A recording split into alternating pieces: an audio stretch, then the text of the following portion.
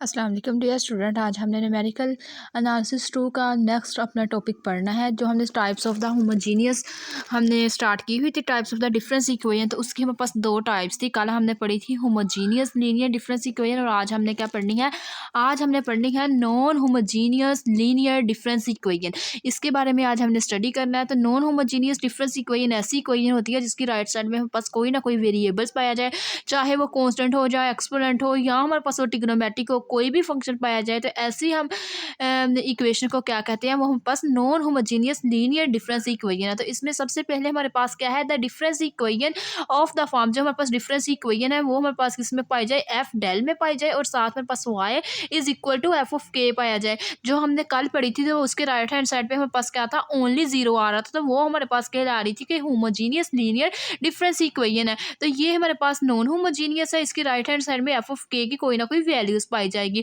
उसके बाद नेक्स्ट हमें बोला गया जो एफ ऑफ डेल है वो हमारे पास क्या होगा, A naught X power N plus A one del, और उसके बाद A naught del X power, इसकी पावर क्या है, डेल की पावर एन है, plus A one del power N minus one, plus A two del power N minus two, plus so on, plus हमारे पास क्या है A N minus one del plus A N. तो where del is the forward difference separator. जो हमारे पास ये ऊपर की तरफ ये वाली हमारे पास चीज़ होगी इसको हम फॉरवर्ड डिफरेंस सेपरेटर कहेंगे। ये जिसकी हमारे पास नोक नीचे को हो और इसकी टू साइडेड ऊपर को हो तो इसको हम क्या कह देंगे, ये हमारे पास बैकवर्ड डिफरेंस सेपरेटर है। तो ये हमारे पास क्या है, हमने इसको कह दिया ये डेल की एक साइड ऊपर को है, ये दो साइड नीचे को, तो हमने कह दिया ये फॉरवर्ड डिफरेंस सेपरेटर है।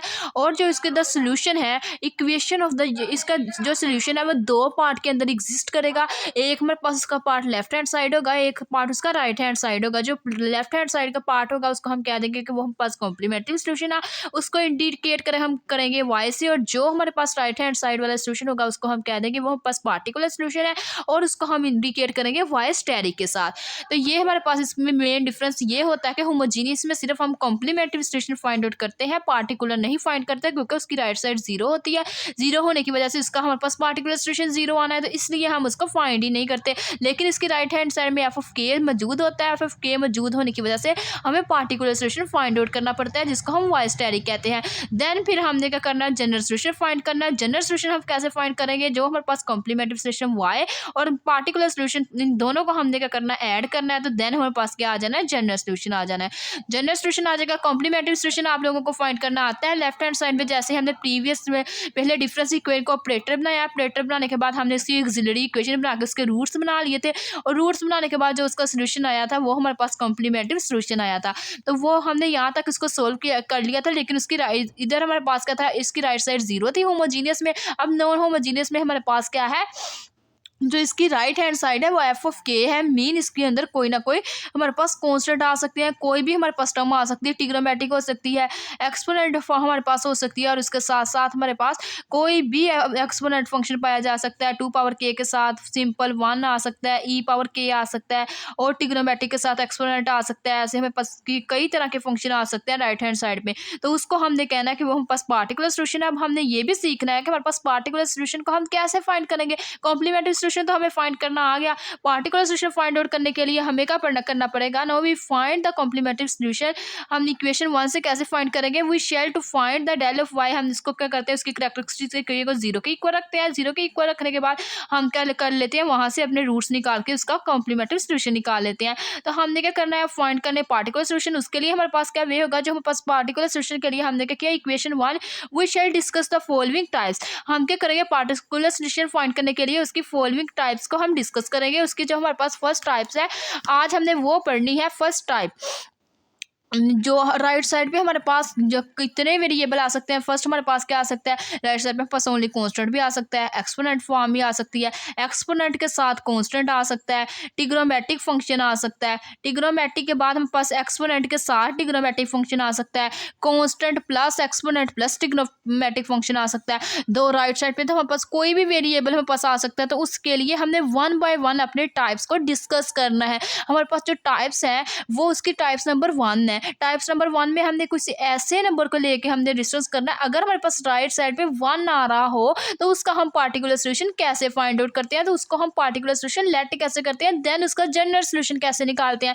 तो उसके लिए सबसे पहले हमने क्या किया, when the right hand side of the given difference equation is constant. अगर हमारे पास राइट हैंड साइड है जो गिवन इक्वेशन की, ये इधर हमने राइट हैंड साइड बनाई थी, ये वाली, ये गिवन इक्वेशन 1 है, इसकी ये वाली एफ ऑफ के जो है इसको हम कह दें कि ये 1 है 2 है, कोई भी हमारे पास कांस्टेंट है, तो देन हमने उसको कैसे सोल्व करना है। हमने कह दिया कि जो F of the difference equation is constant mean हम पास एफ ऑफ के क्या है, कांस्टेंट है। Then in order to find particular solution then हमने क्या करना है, फाइंड करना है। उसको इंडिकेट किससे हम करते हैं, वाई स्टैटिक से। We shall substitute the trial function. हमने क्या करना है, एक अपने से खुद से सब्स्टिट्यूट करवा लेना है ट्रायल फंक्शन को। जो ट्रायल फंक्शन होगा y, उसको हम कह देंगे कि जो y ऑफ k है वो हमारे पास किसके इक्वल होगा, वो हमारे पास कांस्टेंट के इक्वल होगा। c मीन कांस्टेंट, a भी लिख सकते हैं, b भी लिख सकते हैं, आप लोगों की अपनी मर्जी है, जो मर्जी वेरिएबल का नाम देके लिख सकते हैं। अब हम पास 1 है, 1 एज अ कांस्टेंट है, तो कांस्टेंट के लिए हमने c रख लिया। हम a भी ले सकते हैं, b भी ले सकते हैं, जो आपको जो भी वेरिएबल इजी लगे आप इधर वो लेके नेक्स्ट उसका पार्टिकुलर सोल्यूशन फाइंड करेंगे। तो हमने क्या करना है, यहाँ से हमने एक ट्रेलर फंक्शन लेट कर लिया। जो पास ट्रेलर फंक्शन है वो हमारे पास क्या आया, सॉरी ट्रायल फंक्शन हमने एक लेट किया। जो ट्रायल फंक्शन है वो y ऑफ k होगा, y ऑफ k को हम किसके इक्वल रख लेंगे, c के। कांस्टेंट हमारे पास जो फर्स्ट टाइप होगी कांस्टेंट के लिए, तो कांस्टेंट के लिए हमने क्या कर लिया, c के इक्वल रख लिया। देन हमने क्या करना है कि जो हमारे पास गिवन नॉन होमोजीनियस इक्वेशन है उसके अंदर हमने क्या कर देना है, पुट कर देना है, जिसमें हमारे पास कॉम्प्लीमेंट्री सोल्यूशन भी आ रही हो, मतलब पूरी की पूरी इक्वेशन लेफ्ट और राइट साइड वाली। उसके अंदर हमने क्या करना है, Y K is equal to constant put कर देना। जब हमने Y K is equal to constant put कर देना है तो देन हमने क्या करना है, the difference equation and alleviate the value of C. हमने डिफरेंस इक्वेशन के अंदर क्या करना है, वाई के की जगह सी पुट कर देना। सी पुट करने के बाद हमने सी की वैल्यू को फाइंड आउट करना है। सी की वैल्यू फाइंड आउट करने के बाद इफ द ट्रायल फंक्शन और any term of the trial function is present in Y, फिर हमने क्या कहना है कि जो हमारे पास ट्रायल फंक्शन है उसकी कोई ना कोई ट्रायल फंक्शन की जो टर्म है वो वाई के अंदर मौजूद होगी, मीन्स कॉम्प्लीमेंट्री सोल्यूशन के अंदर वो होगी। तो इट्स मीन हमने कह देना है then the trial function will be multiply by the A के पावर एन। तो हम क्या कर देंगे, उसको मल्टीप्लाई करवा देंगे किसके साथ, सूटेबल के पावर एन के साथ। देन हम उसको मल्टीप्लाई किससे करवा देंगे, मल्टीप्लाई करवा देंगे किसी भी सूटेबल पावर के की, जो भी पावर होगी, ए होगी बी होगी, इधर हमने लिख दिया के पावर एन के साथ। तो चलिए हम क्या करते हैं, इसकी टाइप नंबर 1 का आज एक क्वेश्चन डिस्कस करते हैं। तो सबसे पहले हमें बोला गया है कि solve the difference equation Y K plus 3 Y K plus 2 minus 2 Y K is equal to 5। तो इसके लिए हमने क्या करना है, डिफरेंस इक्वेशन को हमने सोल्व करते हुए अपना सोल्यूशन फाइंड आउट करना है। तो हमने देखा कि ये 5 कांस्टेंट है, मीन टाइप 1 का ये क्वेश्चन है। यहाँ से हमें ये एक चीज़ पता चली और हमें ये पता चला कि इसकी राइट साइड 0 नहीं है। इट्स मीन ये हमारे पास कौन सा क्वेश्चन है, नॉन होमोजीनियस क्वेश्चन है, non homogeneous linear difference equation का ये क्वेश्चन है। अब हमें क्या करना पड़ेगा, यहाँ पे 2 केसेस बनाने पड़ेगी। लेफ्ट हैंड साइड के लिए हमें कॉम्प्लीमेंट्री सोल्यूशन फाइंड आउट करना पड़ेगा, राइट हैंड साइड के लिए हमें क्या करना पड़ेगा, पार्टिकुलर सोल्यूशन फाइंड आउट करना पड़ेगा। तो सबसे पहले हमने जो डिफरेंस इक्वेशन है उसको हमने शिफ्ट ऑपरेटर में कन्वर्ट कर लिया। हमने क्या कहा, तो given difference equation can be written as, ये हमारे पास क्या था, k प्लस 3 थी, तो इसका शिफ्ट ऑपरेटर में लिख लिया पावर 3, और वाई के प्लस 3 हमारे पास वैसे ही, ये हमारे पास क्या है, वाई के प्लस 2, तो शिफ्ट ऑपरेटर की पावर 2 आ गई और साथ में पास वाई के आ गया माइनस 2, वाई ऑफ के हमारे पास वैसे ही आ गया क्योंकि वाई के साथ कोई भी हमारे पास टर्म नहीं है, इज इक्वल टू 5। अब हमने देखा कि हमारे पास सारी टर्म्स में से वाई के कॉमन आ रहा है, तो हमने वाई के कॉमन लिया। कॉमन लेने के बाद इसको हमने इक्वेशन नंबर 1 का नाम दिया।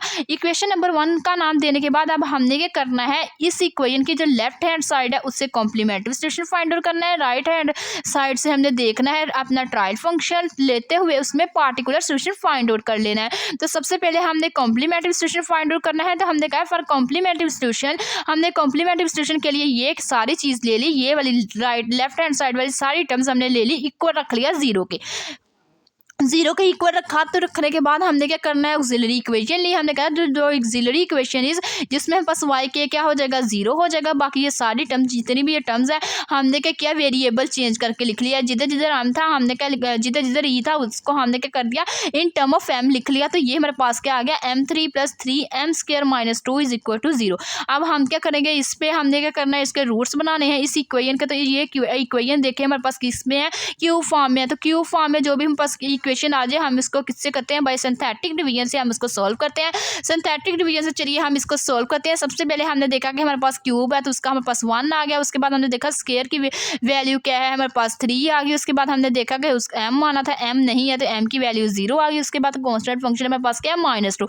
अब हमने क्या करना है, कोई ऐसा वेरिएबल हमने यहाँ पे लेना है, ऐसी नंबर्स लेना है जो ये वाली जो लास्ट वाली टर्म है उसको हम करें प्लस माइनस करने से वो 0 टर्म बना दे। तो हमने क्या किया, यहाँ से पहले -1 से हमने इसको मल्टीप्लाई करके देखा पूरी इक्वेशन को। ये -1 से जब इसको मल्टीप्लाई किया तो यहाँ फर्स्ट को हमने -1 के साथ किसी भी वेरिएबल के साथ मल्टीप्लाई नहीं करवाना, क्योंकि यहाँ पे 0 है।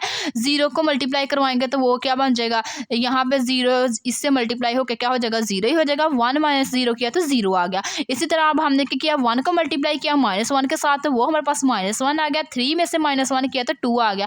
इसी तरह 2 को मल्टीप्लाई किया -1 से तो -2 आ गया। 0 - 2 हमारे पास आ गया -2।